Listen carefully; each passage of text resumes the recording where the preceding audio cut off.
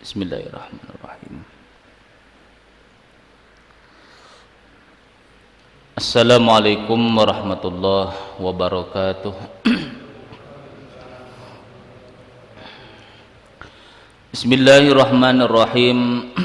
Alhamdulillahilladzi hadana li hadza wa ma kunna linahtadiya laula an hadanallah. Asyhadu an la ilaha illallah wahdahu la syarikalah wa asyhadu anna sayyidana wa nabiyyana Muhammadan abduhu wa rasuluhu la nabiyya ba'dah. Allahumma salli wa sallim wa barik ala sayyidina wa maulana Muhammad wa ala alihi wa ashabihi wa man tabi'a hudah ila yaumiddin, amma ba'du.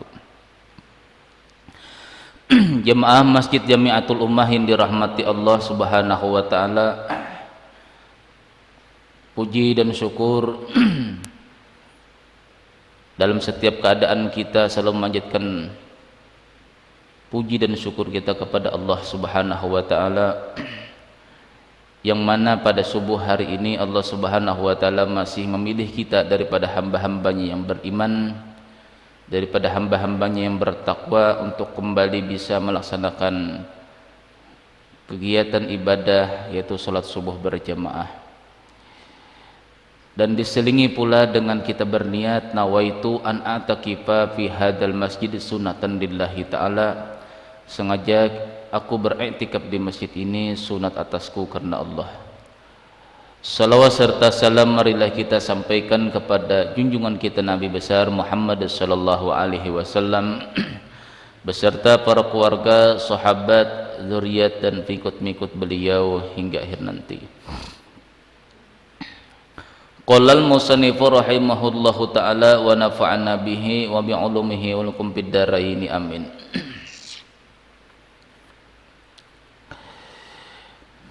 Yang ketiga, yang pertama dahulu bahwasanya orang yang patut menjadi teman kita dunia dan akhirat adalah orang yang berakal. Yalah. Nah, kemudian orang yang berakal itu adalah orang-orang yang dikehendaki Allah Ta'ala disempurnakan. Yalah. La ukmilannaka liman arda. Aku akan menyempurnakan kamu wahai akal kepada orang-orang yang kuridhoi. Sempurna akal itu pertanda orang itu diridhoi Allah. Walau uqassannaka, dan aku akan mengurangi kamu wahai akal kepada orang-orang yang kubenci, kata Allah. Itu yang pertama. Terdapat di dalam kitab ini bahwasanya yang pertama sama sekali kita memilih di antara syarat-syarat teman dunia akhirat kita adalah orang yang berakal. Yang kedua adalah orang yang baik kelakuannya dan baik perangainya, artinya orang yang berakhlak.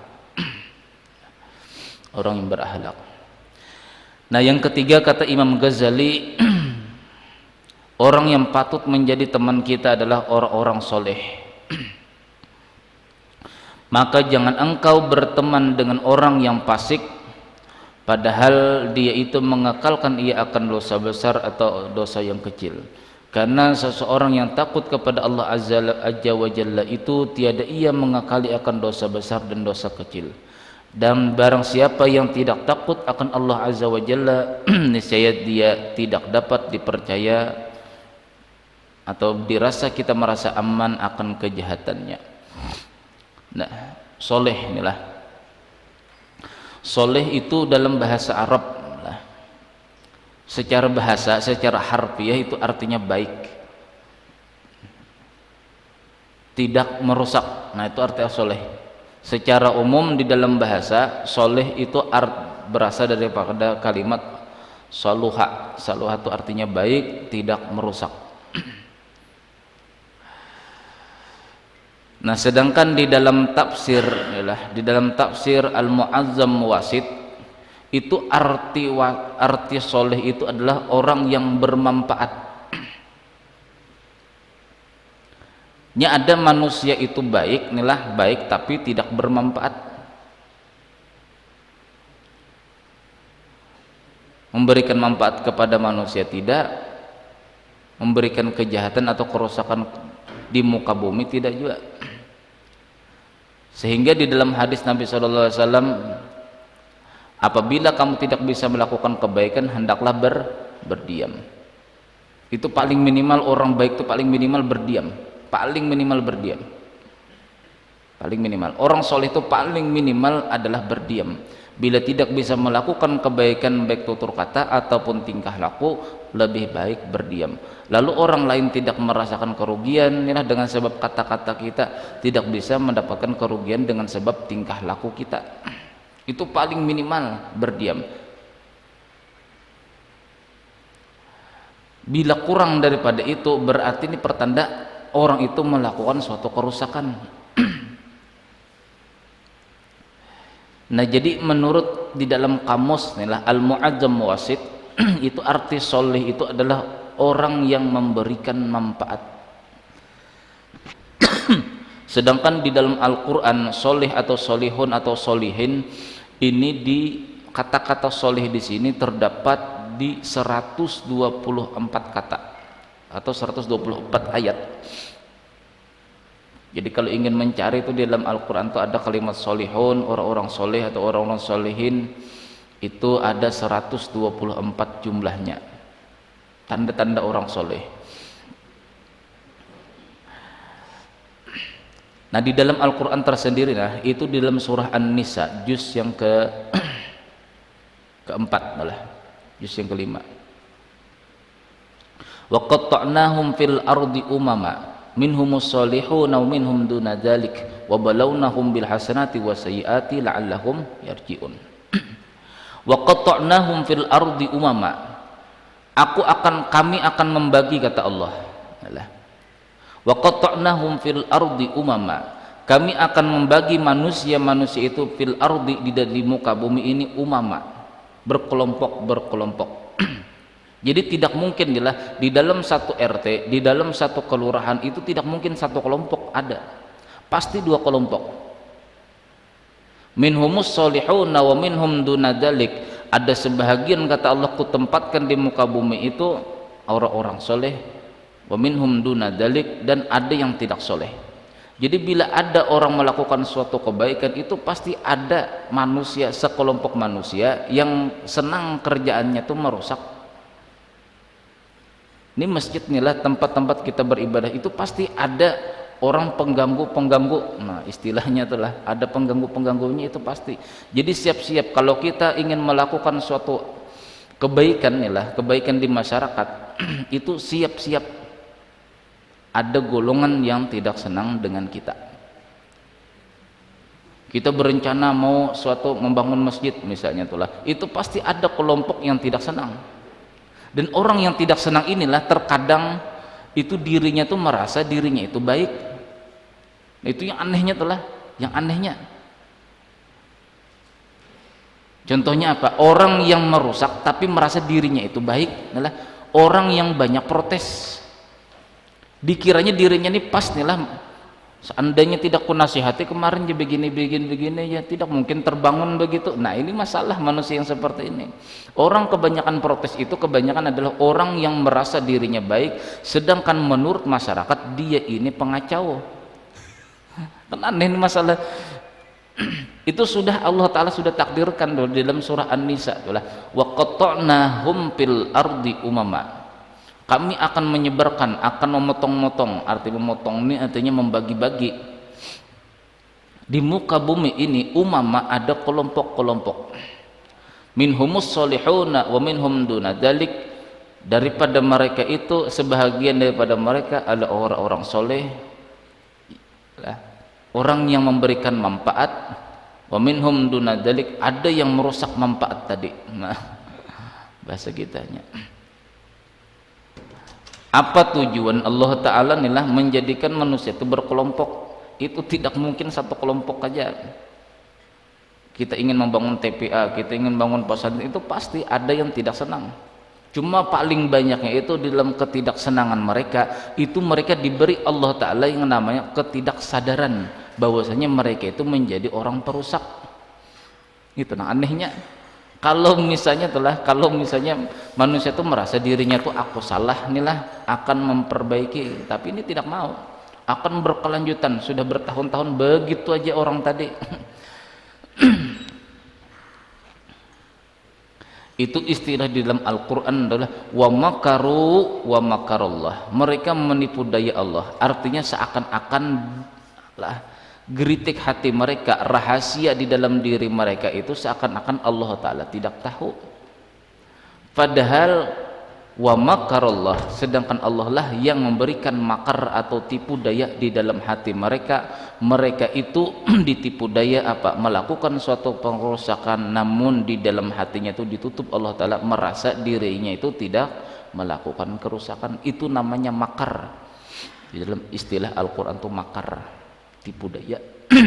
Wallahu khairul makirin, Allah lah sepaling baik yang membuat tipu daya. Tinggal di sini adalah aku ini termasuk orang yang tertipu daya kah? Itulah banyak manusia yang mengakali, itulah yang berpikiran bahwasanya aku ini alhamdulillah sudah baik dan tidak melakukan kerusakan. Sedangkan sebagian orang ini mengatakan kita ini terkadang membuat kerusakan. Kita merasa tidak melakukan demikian.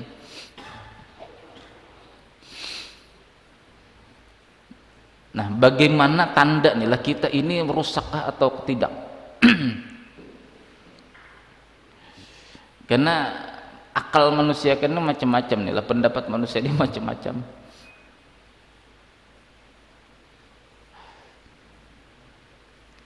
Itu tergantung daripada sesuatu yang kita kata, sesuatu yang kita lakukan. Apabila berdasarkan hati kita tuh melakukannya, atau hati kita itu berkata sesuatu, itu hati kita dalam keadaan tenang, baru itu nilaian apa? Itulah nilaian diri kita di sisi Allah, bahwasanya kita itu tidak termasuk orang yang merusak. Ulang, orang yang ingin mengetahui dirinya itu sudah melakukan kebaikan, namun dikatakan orang dia itu perusak, baik perusak melalui kata-kata atau tingkah laku, itu penilaiannya siapa yang menilai paling finishnya? Itu Allah Ta'ala. Melalui apa? Melalui di saat kita hendak berkata, di saat kita melakukan sesuatu itu dalam hati kita dalam keadaan tenang. Ada tutur kata yang baik, inilah menurut kebanyakan manusia itu baik untuk dikatakan, tapi itu bisa merusak umat. Contoh adalah celana turun daripada mata kaki, ma bainal ka'bain adalah apabila di bawah daripada pakaian di bawah mata kaki, dalam hadis Nabi itu pinar masuk ke dalam neraka. Itu perkataan bagus lah, hadis, tapi disampaikan di saat hati kita ini panas, membikin rusak lah kepada orang yang mendengar, membikin rusak. Jadi ada perkataan baik sudah menurut Al-Quran, menurut hadis, tapi bila disampaikan bisa merusak manusia. Tetapi yang mengatakan ini tidak merasa dirinya itu merusak. Makanya penilaian diri kita di sisi Allah, jangan minta nilai dengan diri manusia, jangan. Karena nilai apa, manusia ini menilai adalah sesuatu yang bila itu bermanfaat bagi dirinya, baru dikatakannya manusia itu baik. Contoh itulah, kamu kan lapar. Nah, ini contoh inilah perkataan yang buruk tapi bermanfaat bagi manusia, padahal penilaian Allah Ta'ala tidak baik. Contoh, kamu lapar, kan kamu tadi minta pendapat. Bila darurat boleh melakukan sesuatu yang haram, tapi nanti bertobat. Nah, pikir-pikirnya, oh iyalah nanti aku bertobat. Iya, kalau sempat bertobat sebelum mati. Kan kata-kata yang tidak bagus nih lah, tapi manusia menerima. Wah, aku aja dapat saran yang paling bagus, cuma ini darurat aja sih ya. Selama masih kita bisa menangani, jangan membikin apa istilahnya tuh, jangan membikin nasihat yang nasihat itu nasihat darurat, jangan. Kalau kita masih bisa menolong, kita yang menolong. Lalu dianggap manusia tadilah yang kita kasih tahu tadi, dianggapnya oh ini baik ini. Nah, itu baik menurut manusia, tapi di sisi Allah belum tentu. Jadi ada kebaikan yang menurut manusia itu tidak bermanfaat, tetapi di sisi Allah Ta'ala bermanfaat. Ada kata-kata yang tidak bagus tapi menurut manusia bermanfaat. Jadi penilaian akhirnya di mana? Penilaian akhir Allah Ta'ala yaitu di hati kita. Apabila kita menyampaikan yang namanya amar ma'ruf, ialah sesuatu yang bagus, ialah, tapi di dalam hati kita ini menyampaikannya ini bukan karena Allah, berarti itu tidak patut untuk dikatakan. Belum. Contoh di zaman ulama-ulama soleh dulu, ulama-ulama salaf itu ada cerita seorang yang anggap aja lah sudah tua. Beliau ini memakai sarung itu di bawah mata kaki. Jadi bila berjalan itu ujung daripada sarungnya ini menyentuh ke tanah. Lalu ada pemuda di zaman ulama salaf dahulu melihat, nah ini paman ini sarungnya ini menyentuh ke tanah, nanti tersentuh najis.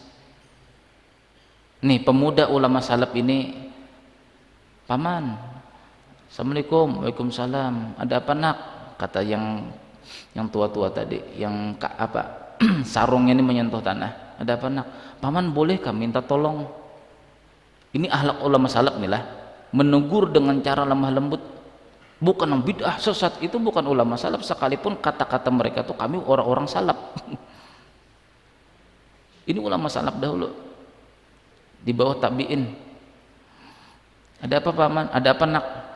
Paman bisakah bisakah saya minta tolong? Kata beliau. Pemudaan aja nih, bisakah minta tolong? Ada apa? Selama saya masih bisa bantu, saya bisa bantu. Paman, kalau misalnya sarung paman itu dinaikkan sedikit supaya jangan kena najis, nanti sampean, oh iya kah, sarungku turun ke bawah kah, dibaiki oleh yang tua tadi. Oh iya, terima kasih nak lah, kamu menasihati. Nah, tutur kata yang baik lah, diterima. Ini jangan bila sudah salah langsung amar ma'ruf nahi mungkar, itu wajib hukumnya. Iya, kalau yang menerima ini bisa masuk ke dalam hatinya. Coba kalau tidak bisa menerima. Nah, itu ulama salaf dahulu. Kalau ingin mengikuti ulama salaf dulu, berakhlak dengan ulama salaf yang mereka sudah diajarkan oleh para sahabat, murid-muridnya Rasulullah, seperti itu yang namanya amar ma'ruf nahi mungkar. Enggak, bila sudah salah bid'ah sesat. Masih ada jalan pendekatan, masih ada jalan. Jadi penilaian kita itu di sisi Allah lah, bukan penilaian di sisi manusia. Kita sudah mengatakan baik, tapi kata manusia tidak baik. Tapi bila sudah sekelompok banyak manusia mengatakan itu tidak baik, maka menurut Allah Ta'ala tidak baik. Tapi apabila sekelompok manusia besar yang banyak mengatakan itu baik, maka itu baik di sisi Allah. Di dalam hadis Nabi SAW, ma ra'ahul muslimuna husnan fahuwa indallahi husnun, wa ma ra'ahul muslimuna qabihan fahuwa indallahi qabihun. Atau kama qala sallallahu alaihi wasallam, ma ra'ahul muslimuna husnan, sesuatu perkataan, sesuatu tingkah laku. Nah, ini umum. Menurut orang-orang Islam banyak, husnan, wah itu bagus dilakukan, menurut Islam yang paling banyak kebaikan. Bahwa indallahi husnun, maka di sisi Allah Ta'ala itu pun baik.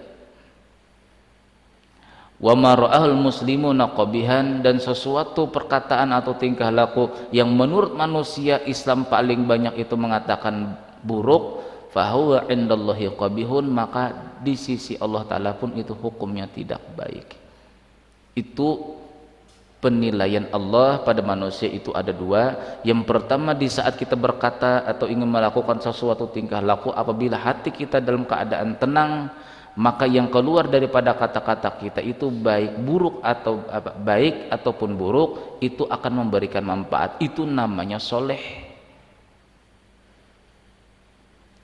Kan manusia ini kan ada yang ditegur dengan lemah lembut, inilah tidak mau menurut, lalu dengan kata-kata yang agak kasar sedikit menurut, berarti baiklah, baik. Cuma penilaian Allah Ta'ala di mana? Di saat hati kita tenang. Biasanya hati kita ini selalu bergeritik, Pak, cara menegurnya begini, cara menegurnya begini. Nah, yang mana paling condong hati kita tenang untuk menyampaikannya, disitulah, saat itulah penilaian Allah Ta'ala kita itu menjadi orang soleh. Jangan memandang kata-katanya itu, jangan.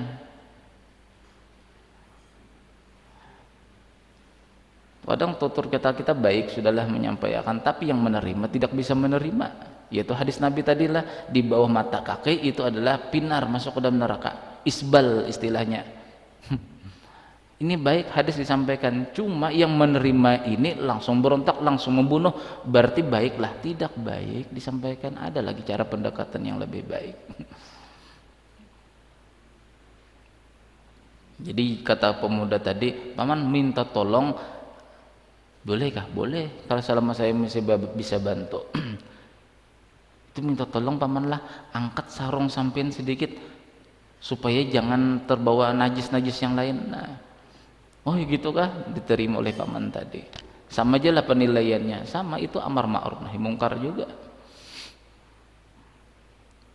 Nah, yang kedua, penilaian Allah apabila manusia Islam itu banyak mengatakan itu bagus, di sisi Allah Ta'ala bagus. Apabila menurut manusia banyak itu tidak bagus, maka di sisi Allah pun tidak bagus.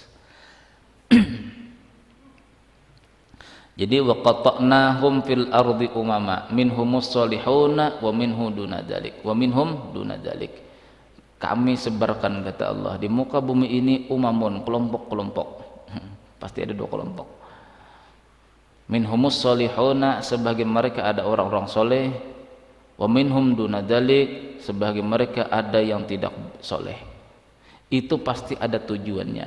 Nah lah, wa balawnahum bil hasanati wasayyiati, kami uji dengan adanya kedua kelompok ini. Wa balawnahum bil hasanati wasayyiati, kami uji manusia itu dengan kebaikan, dengan keburukan. La'allahum yarji'un, supaya mereka ini bisa mengembalikan sesuatu yang baik itu dan buruk itu datang dari Allah, sehingga di dalam kita menerima ujian itu selalu dalam keadaan tenang hati kita. Nah, itu tujuan Allah. Wa balawnahum, dan kami uji manusia, bil hasanat, dengan kebaikan, wasayyiat, dengan keburukan. Supaya apa tujuannya? Supaya kita bisa mengembalikan kepada Allah. Lah, ini datang dari Allah, ini semua datang dari Allah. Lalu kalau sama-sama datang dari Allah, tenang hati kita menerimanya, menerima kebaikan dalam keadaan bersyukur, menerima keburukan dari orang lain itu dengan cara sabar. Jadi sabar syukur itu, kata Abu Bakar As-Siddiq, dua sifat yang tidak akan berpisah. Sabar syukur itu tidak akan berpisah. Allah Ta'ala menciptakan apa juga pun itu tujuannya supaya ada sabar, ada syukur. Semuanya sabar syukur itu tujuannya supaya meninggikan derajat kita di sisi Allah. Karena orang yang sabar, orang yang syukur adalah orang yang memiliki hati tenang. Jadi apa tadi? Bila ingin melakukan sesuatu kebaikan, adalah apa juga pun di dalam kelompok-kelompok kita itu siap-siap kita menerima. Ada kelompok yang tidak baik.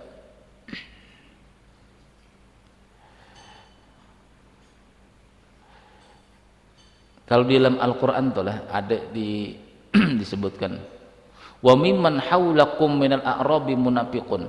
Wahai Muhammad, di sekelilingan kamu orang-orang Islam itu di Madinah,